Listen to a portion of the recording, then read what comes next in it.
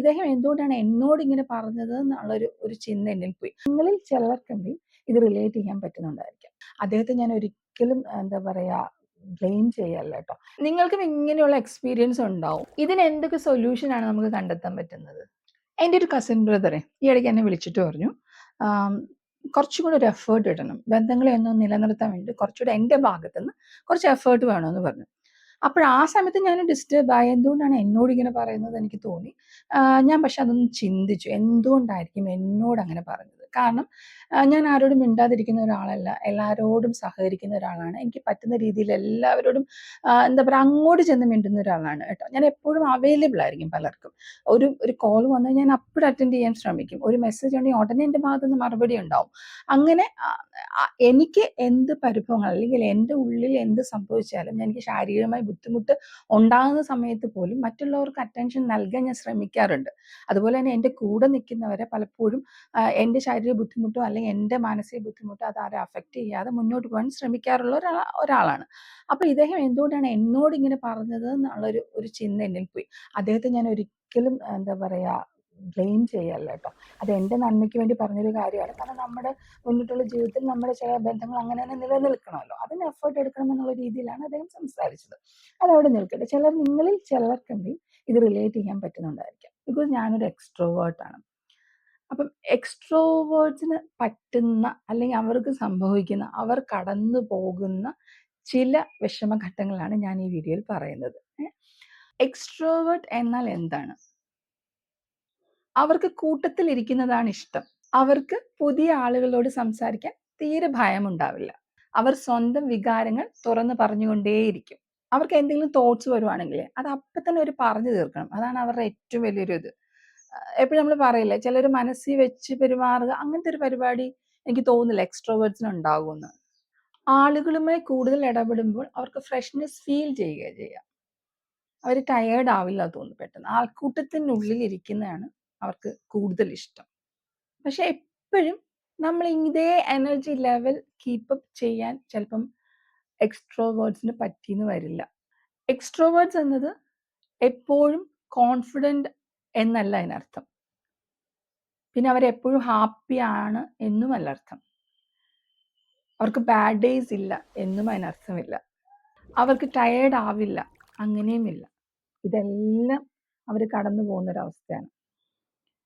പക്ഷെ പലപ്പോഴും നമ്മൾ എക്സ്പെക്ട് ചെയ്യുന്നത് വേറെ തരത്തിലാണ്. ഇനി ഞാൻ എൻ്റെ അനുഭവം പറയാം. ഇൻട്രോവേർട്ട് ഇപ്പം നമ്മുടെ ഒരു കുടുംബത്തിൽ അധികം സംസാരിക്കാത്ത ഒരാളുണ്ടെന്ന് വെച്ചോ, അല്ലെങ്കിൽ നമ്മൾ എപ്പോഴും സംസാരിച്ചു കൊണ്ടിരിക്കുന്ന 2 വ്യക്തികളുണ്ട്, അല്ലെങ്കിൽ ചേച്ചി അനിയത്തി എന്ന് വെച്ചോ. അപ്പോൾ ഒരാൾ ചേച്ചിയാണെങ്കിൽ ഒരു ഗസ്റ്റ് വരുമ്പോൾ അവരെ പരിചരിക്കുന്നതിലും അവർക്ക് ചായ കൊടുക്കുന്നതിലും അവരോട് സംസാരിക്കുന്നതിലും അവർക്കെല്ലാം സമയം കണ്ടെത്തി അതിനുവേണ്ടി എപ്പോഴും നിൽക്കുന്ന, അതിനുവേണ്ടി എപ്പോഴും അവൈലബിൾ ആയിട്ട് ഒരാളെന്ന് വിചാരിക്കാം. പക്ഷെ അനിയത്തി അങ്ങനെയല്ല. ഒരാൾ വന്നാൽ അധികം പുറത്തോട്ട് വരാതെയും അല്ലെങ്കിൽ മുറിക്കുള്ളിൽ അടഞ്ഞിരിക്കുകയും ചെയ്യുന്ന ഒരാളാണെങ്കിൽ അവിടുത്തെ വീട്ടിലെ അമ്മ തന്നെ പറയും, അവളെപ്പോഴും അങ്ങനെയാണ്, അവൾ അങ്ങനെ അധികം സംസാരിക്കാറില്ല, അപ്പം അവൾ അധികം പുറത്ത് വരാറില്ല. അപ്പൊ ഈ വരുന്ന ഗസ്റ്റും അമ്മയ്ക്കും ഓൾറെഡി അവരുടെ ആ എക്സ്പെക്ടേഷൻ അത്രയേ ഉള്ളൂ. കാരണം ഇളയവൾ അങ്ങനെ തന്നെയാണ്. അവ അത് പെട്ടെന്ന് ഏറ്റെടുക്കാൻ ഈ വരുന്നവർക്കും പറ്റുന്നുണ്ട്, അവിടുത്തെ കുടുംബനാഥയ്ക്കും പറ്റുന്നുണ്ട്. പക്ഷെ മൂത്താള് എപ്പോഴും അവൈലബിൾ ആയിക്കൊണ്ടിരിക്കുകയാണ്. കാരണം എല്ലാ കാര്യങ്ങളിലും അവര് ഉണ്ട്. പക്ഷെ ഒരു സമയത്തെങ്കിലും ഈ മൂത്ത ആൾക്ക് ഇത് പറ്റിയില്ല എന്ന് വന്നാൽ അത് അവിടെ ഒരു ക്വസ്റ്റ്യൻ മാർക്കായിട്ട് മാറും. ഇതാണ് എക്സ്ട്രോവേർട്സിന്റെ ഒരു പ്രശ്നം എന്ന് പറയുന്നത്. ഏതെങ്കിലും ഒരു സമയത്ത് നമ്മുടെ എനർജി ഒന്ന് ലോ ആയിപ്പോയാൽ, ഏതെങ്കിലും ഒരു സമയത്ത് നമ്മളൊന്ന് വിഡ്രോ ചെയ്യാൻ ശ്രമിച്ചു കഴിഞ്ഞാൽ ആ പരാതി എവിടെ വന്ന് നിൽക്കുകയെന്നറിയോ? അത് നമ്മൾ എപ്പോഴും സംസാരിക്കുകയും എപ്പോഴും ഗവനിക്കുകയും എപ്പോഴും പരിഗണിക്കുകയും ചെയ്യുന്ന ആളുകളിലായിരിക്കും. അല്ല മറ്റുള്ളവർക്ക് ഓൾറെഡി സൊസൈറ്റി അങ്ങനെയാണ് എന്ന് ലേബിൾ നൽകാനും അത് അവരുടെ മനസ്സിൽ ഏറ്റെടുക്കാനും പെട്ടെന്ന് കഴിയുന്നുണ്ട്. അവരിൽ നിന്ന് അധികം എക്സ്പെക്ട് ചെയ്യില്ല, അവരങ്ങനെയാണ് എന്ന് നമുക്ക് മനസ്സിലാക്കാം. പക്ഷെ എക്സ്ട്രോവേർട്സ് ആയവർ അങ്ങനെയാണെന്നുള്ളത് പെട്ടെന്ന് മനസ്സിലാവില്ല. കാരണം അവരെപ്പോഴും എപ്പോഴും ലൈവാണ്. പക്ഷെ അവരെപ്പോഴും ഒന്ന് ലോ ആയി കഴിഞ്ഞു കഴിഞ്ഞാൽ ചിലപ്പോൾ അത് പെട്ടെന്ന് ആൾക്കാർക്ക് മനസ്സിലാവണമെന്നില്ല. അത് എങ്ങനെ തെറ്റിദ്ധരിക്കപ്പെടും? ചിലപ്പോൾ അത് ആറ്റിറ്റ്യൂഡായിട്ട് മാറും. നമ്മൾ മലയാളത്തിൽ പറയും ഭയങ്കര ഗമയാണ്, ഇപ്പൊ കണ്ടാ മിണ്ടത്തേ ഇല്ല, പണ്ടൊന്നും അങ്ങനെ ആയിരുന്നില്ല. ഇങ്ങനെ പല രീതിയിലാണ് അവരെ വ്യാഖ്യാനിക്കപ്പെടുക. ഇത് ഞാൻ അനുഭവത്തിൽ നിന്നാണ് പറയുന്നത്. കാരണം എനിക്ക് ഒരു സമയമായപ്പോൾ എൻ്റെ എനർജി ലോ ആവുന്ന പല സന്ദർഭങ്ങളും എൻ്റെ ലൈഫിൽ ഉണ്ടായിട്ടുണ്ട്.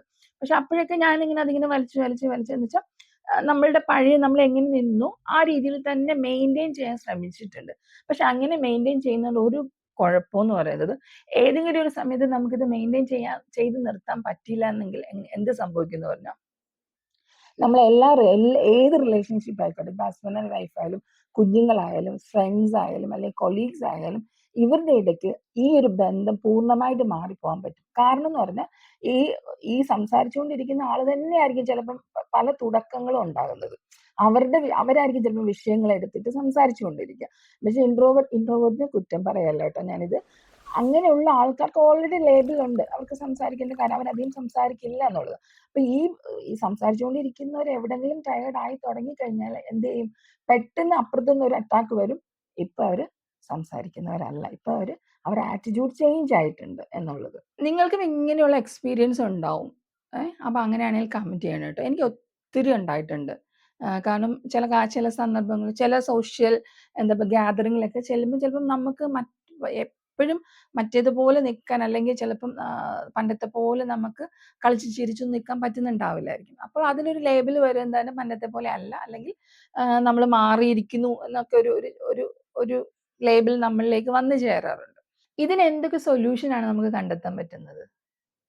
എന്താണ്? ഞാനപ്പോൾ ആലോചിച്ചപ്പോൾ എനിക്ക് കിട്ടിയ ചെറിയ പൊടിക്കൈകൾ ഞാൻ പറയാം. ചില സിമ്പിൾ ക്ലാരിഫിക്കേഷൻ, ഒരു ചെറിയ സിമ്പിൾ ക്ലാരിഫിക്കേഷൻ കൊടുക്കുന്നതിലൂടെ ഒരു മിസ് അണ്ടർസ്റ്റാൻഡിങ് ചിലപ്പോൾ മാറിക്കിട്ടും. ഇപ്പൊ എനിക്ക് അന്നത്തെ ദിവസം വയ്യാന്നുണ്ടെങ്കിൽ ഞാനത് ക്ലാരിഫൈ ചെയ്യുക. എനിക്കിന്ന് വയ്യ, എനിക്ക് ലോ എനർജി ആണ് എന്ന് പറയുന്നത് കൊണ്ട് ഒരു തെറ്റുമില്ല.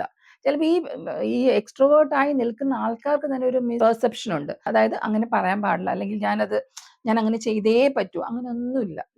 നിങ്ങൾക്ക് തുറന്ന് പറയാം, എനിക്കിന്ന് വയ്യ, എനിക്ക് പറ്റുന്നില്ല. സെക്കൻഡ് വൺ, നമുക്കൊരു ബൗണ്ടറി സെറ്റ് ചെയ്യാം.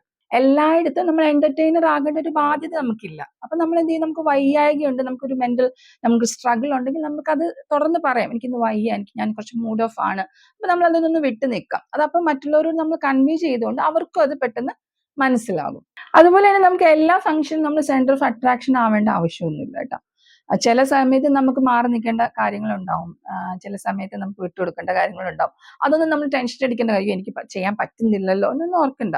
നമുക്ക് പറ്റുന്നത് പോലെ മുന്നോട്ട് പോയാൽ മതി. നോ ടുഡേ പറയാൻ പഠിക്കുക. ഇന്ന് എനിക്ക് വയ്യെന്നുണ്ടെങ്കിൽ അത് നമ്മളങ്ങ് പറയുക. ഇത് എല്ലാവരുടെ കാര്യത്തിലും ഉണ്ട് കേട്ടോ. ഇൻട്രോവേർട്ട് ആയാലും, എക്സ്ട്രോവേർട്ട് ആയാലും, ആംബിവേർട്ട് ആയാലും, എല്ലായിടത്തും നമുക്ക് ചെയ്യാൻ പറ്റാത്ത കാര്യമാണെങ്കിൽ നോ പറയണം. അത് മസ്റ്റ് ആണ്. അല്ലെങ്കിൽ നമ്മൾ ചെന്ന് ട്രബിളിൽ ചാടും. ഈ എക്സ്ട്രോവേർട്ട് ആൾക്കാരെ എപ്പോഴും ലൗഡ് ആകണമെന്ന് അർത്ഥമില്ല.